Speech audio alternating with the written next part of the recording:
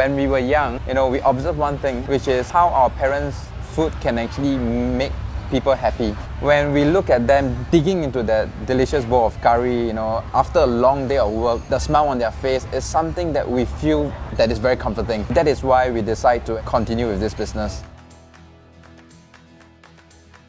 Hi, I'm Edric. I'm Edwin, And we are brothers. We are the second generation of Xiang signatures. 9 years ago, we took over this business because we want to keep our parents' heritage and bring this brand forward.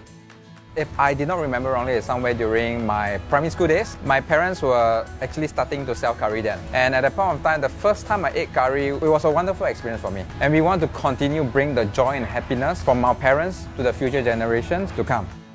To us, a good curry must be comforting for the soul. It must be able to give us a sense of belonging. Of course, it must have the right level of spiciness, not being too unbearable because spiciness will just overpower everything.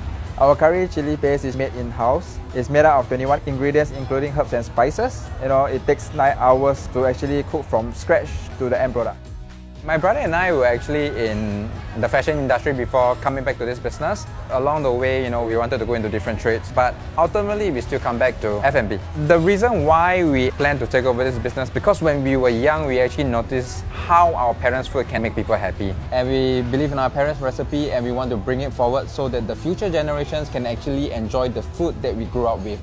When we were young, we were actually helping out with our parents' business. We started off from taking orders, cutting vegetables, helping them, along the way moving up to cooking. So that's how we actually started to learn how to cook. The best dish in Xiang to me is the chicken biscuit curry rice because of the cream cracker that we actually batter with it, and then with the crispiness after frying it, plus the gravy, just something called shiok lah. It's like a perfect combination. For the younger crowds, we actually have the sambal fried chicken, the not so spicy version of the sambal, and then we added a new add-on like the cheese topping. So our next dish is our emperor cream sauce, which a lot of people technically mistaken it for salted egg, which is not. It's made out of butter and milk. And I believe that why most people mistaken it for salted egg is because it has a similar taste.